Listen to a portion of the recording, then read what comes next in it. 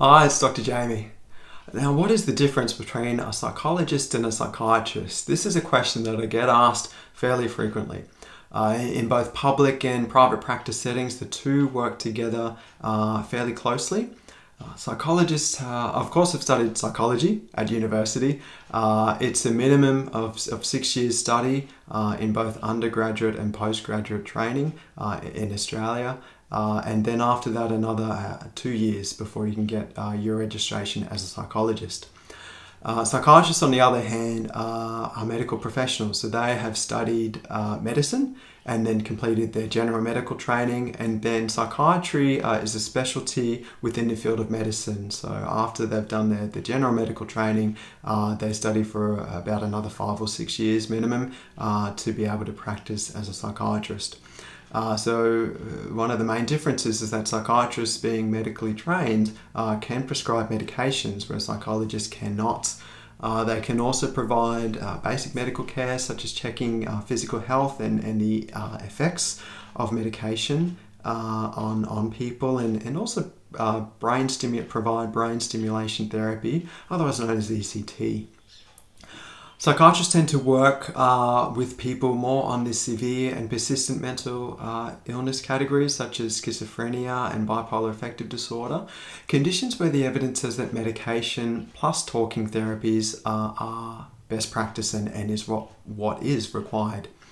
They also work with people with quite severe levels of depression and anxiety that might also be seeing a psychologist, but might need more than one professional assisting them with their mental health.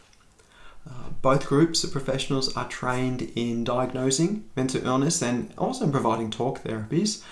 In practice, what tends to happen, though, is that psychiatrists tend to see people for shorter consultations, primarily because there's far fewer psychiatrists than there are psychologists, and so demand for their services is obviously much more higher. And so when should you consider seeing a psychiatrist?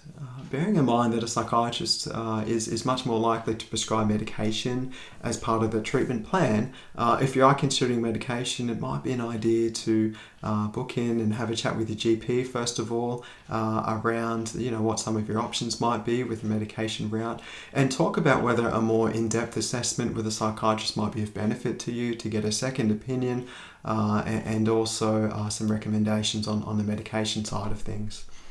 What we do know, though, is that more often than not, the more conservative treatments, i.e. talking therapy, should be considered before going on psychiatric medications. And even if you are on medications related to mental health, the evidence still says that for those groups of people, medication plus therapy gives the best results.